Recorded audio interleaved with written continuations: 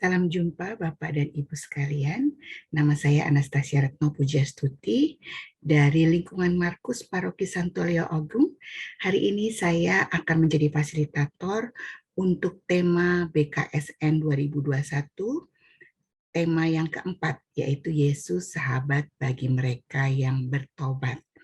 Nah, kali ini kita akan membahas kitab suci dari kitab Wahyu. Nah, Bapak Ibu, seperti kita alami semuanya bahwa kita saat ini masih dalam masa pandemi dan ternyata banyak fakta yang muncul saat ini. Kenapa kita masuk ke dalam pandemi ini sehingga kita merasakan up and down-nya mental, up and down-nya semua segi kehidupan, bukan hanya segi kesehatan ya. Seperti kita rasakan saat ini, kita misa aja susah gitu ya.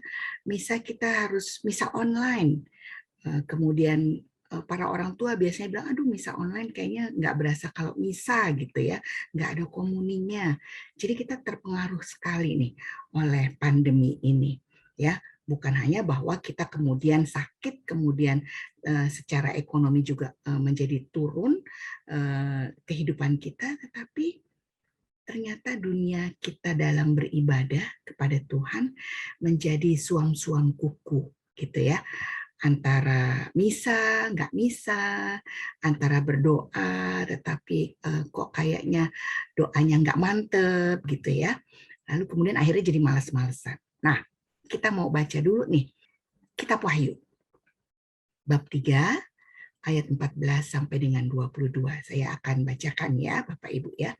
Dan tuliskanlah kepada malaikat jemaat di Laodikia, inilah firman dari Amin, saksi yang setia dan benar, permulaan dari ciptaan Allah.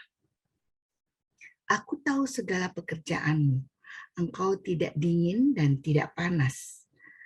Alangkah baiknya jika engkau dingin atau panas. Jadi karena engkau suam-suam kuku dan tidak dingin atau panas, aku akan memuntahkan engkau dari mulutku. Karena engkau berkata, aku kaya dan aku telah memperkayakan diriku dan aku tidak kekurangan apa-apa. Dan karena engkau tidak tahu bahwa engkau melarat dan malang, miskin, buta dan telanjang, maka aku menasihatkan engkau supaya engkau membeli daripadaku emas yang telah dimurnikan dalam api, agar engkau menjadi kaya, dan juga pakaian putih, supaya engkau memakainya, agar jangan kelihatan ketelanjanganmu yang memalukan. Dan lagi minyak untuk melumas matamu, supaya engkau dapat melihat. Barang siapa kukasihi, ia kutegur, dan kuhajar. Sebab itu relakanlah hatimu dan bertobatlah. Lihat, aku berdiri di muka pintu dan mengetok. Jikalau ada orang yang mendengar suaraku dan membukakan pintu, aku akan masuk dan mendapatkannya. Dan aku makan bersama dengan dia, dan ia bersama-sama dengan aku. Barang siapa menang, ia akan kududukan bersama-sama dengan aku di atas tahtaku.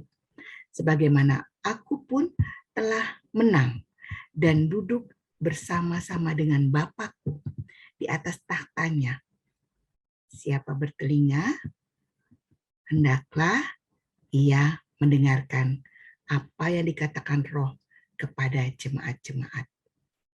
Demikianlah sabda Tuhan. Syukur kepada Allah.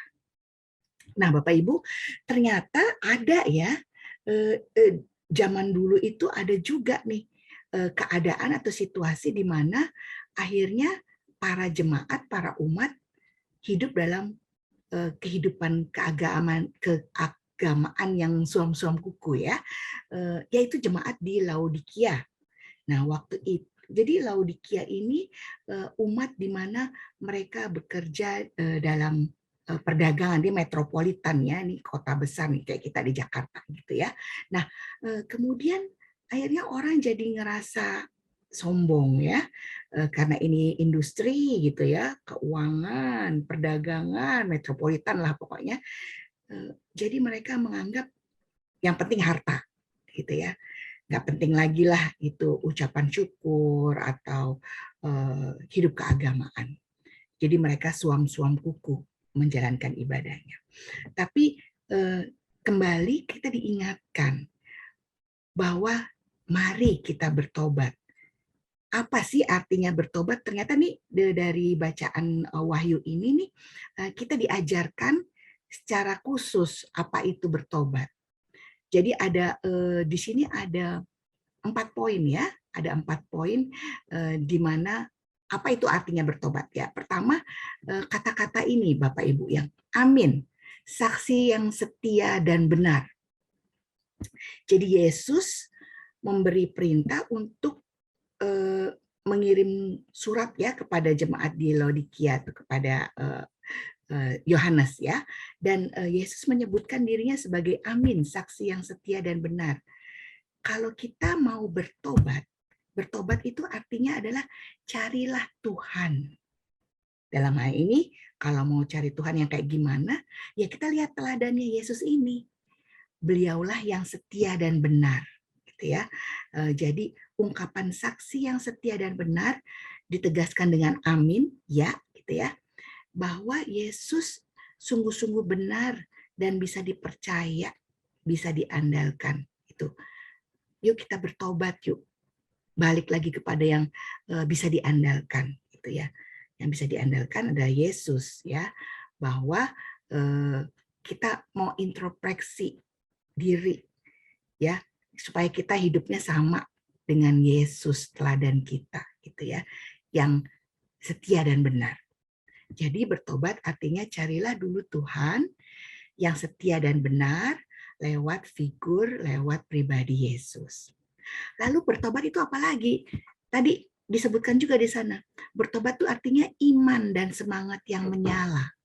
Jadi jemaat Laodikia itu dicela sama Yesus sebenarnya ya, disindir ya, disindir karena kurang bersemangat dalam hidup rohani, puas sama kekayaannya doang gitu ya. Jadi kayak udah suam-suam kuku tadi ya. Ungkapan ini sampai 3 kali gitu di serius tuh diamati sama Yesus, disebutkan gitu ya. Diminta di suratnya Yohanes itu disebutkan bahwa mereka tidak menjalani hidup yang disiplin, hidup yang menyala, hidup yang semangat gitu ya. Nah, itu agak disindir gitu ya sama Yesus. Nah, sebabnya maka kita kalau kita mau bertobat maka yuk kita semangat. Kita beriman dengan semangat gitu, semangat yang menyala-nyala, jangan hanya suam-suam kuku aja gitu ya. Nggak akan rasanya anyep gitu ya suam-suam kuku itu. Oke, bertobat itu artinya apa lagi selain tadi? Pertama, carilah Tuhan ya yang setia dan benar, dalam hal ini pribadi lewat pribadi Yesus. Terus kemudian lagi tadi kita diminta untuk ayo kita beriman lagi yang kuat, yang bersemangat. Lalu bertobat itu apa lagi artinya? Bertobat itu kita cari harta yang memuaskan. Apa sih harta yang memuaskan? Dalam bacaan itu, bacaan tadi Wahyu ya, sangat jelas ya bahwa mereka hidup dari kekayaan materi gitu ya. Tetapi sebenarnya yang dimaksudkan kalau kita mau bahagia bukan kekayaan ya, buktinya ini pandemi percuma ya, orang punya duit banyak juga percuma, nggak bahagia, nggak bisa keluar rumah gitu ya, nggak bisa dibelanjain uangnya gitu ya, nggak bisa jalan-jalan gitu. Jadi nggak memuaskan harta itu. Tapi yang harta yang memuaskan itu apa? Yaitu harta yang ada di dalam diri kita sendiri. Saya punya apa? Oh, saya punya kegembiraan. Oh, saya punya ketulusan. Oh, saya punya komunikasi. Oh, saya punya. Nah, itu harta yang kalau kita gali terus, maka akan semakin berkilau dan itu memuaskan diri kita. Ya. Itu modal yang sejati dalam diri tiap orang tuh sudah ada modal yang sejati dari rahim ibu sudah dirangkai oleh Tuhan bahwa kita masing-masing mempunyai keunikan. Keunikan itu adalah kekayaan, harta yang memuaskan kita dalam hidup dan menjadi kita semakin sama dengan Tuhan, gambaran Allah. Ya, manusia itu kan gambaran Allah. Oke. Lalu apa lagi sih artinya bertobat itu ya selain barusan tadi tentang kita cari harta yang memuaskan dalam diri kita, ternyata di dalam bacaan Wahyu itu disebutkan relakanlah hatimu. Jadi bertobat artinya relakanlah hatimu. Relakan hati untuk apa? Relakan hati untuk disapa. Relakan hati untuk membuka Tuhan punya sapaan bahwa Tuhan mau mengampuni. Bagaimana caranya kalau mau diampuni? Ya perbaikan sikap gitu ya. Jadi relakanlah dan bukalah hatimu supaya ada pengampunan.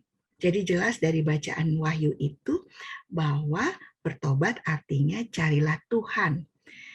Amin, saksi yang setia dan benar kalau mau lihat lewat pribadi Yesus, teladan yang utama. Lalu bertobat juga artinya nyalakanlah iman dan semangatlah, jangan suam-suam kuku.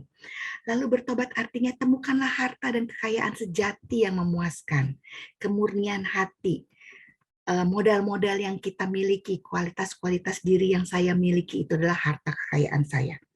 Yang kalau dibagikan itu sangat memuaskan. Lalu bertobat artinya apa juga? Relakanlah hatimu untuk dibuka untuk pengampunan. Nah, Bapak Ibu kita udah belajar tuh ya dari jemaat Laodikia yang disindir oleh Yesus dalam hal ini lewat surat Yohanes di kitab Wahyu.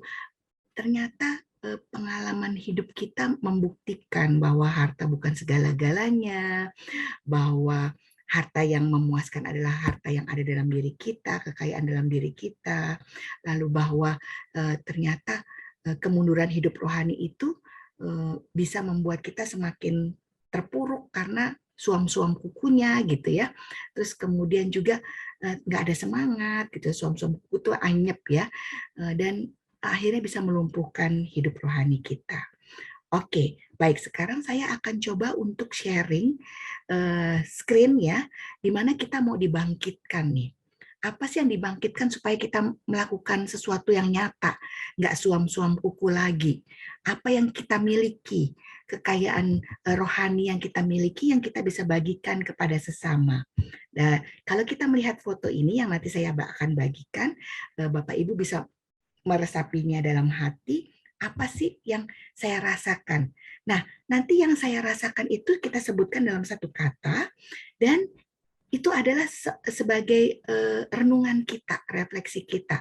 Kita akan berbuat apa untuk sekitar kita, ya, di dalam supaya hidup rohani kita bersemangat dan menyala lagi. Baik, Bapak Ibu, saya akan share screen ya. Ini gambarnya. Nanti Bapak Ibu bisa, oke, sudah kelihatan kah? Oke, ya. Apa satu kata yang kurasakan melihat foto ini?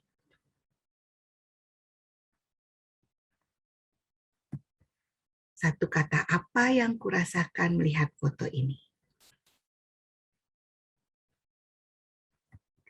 Satu kata apa yang kurasakan melihat foto ini? Satu kata apa yang kurasakan melihat foto ini? Satu kata apa yang kurasakan melihat foto ini? Satu kata apa yang kurasakan melihat foto ini? Nah, Bapak Ibu, setelah kita melihat foto-foto tadi itu masa pandemi yang mungkin bisa membangkitkan kita untuk mari kita bertobat. Tidak lagi suam-suam kuku. Mari kita melihat Yesus sebagai yang utama, saksi yang setia dan benar. Mari kita semangat menyala-nyala. mari kita membuka hati kita untuk pengampunan, untuk perubahan sikap. Bapak Ibu, mari kita bertobat dan kita menjalankan hidup kerohanian kita dengan lebih bersemangat.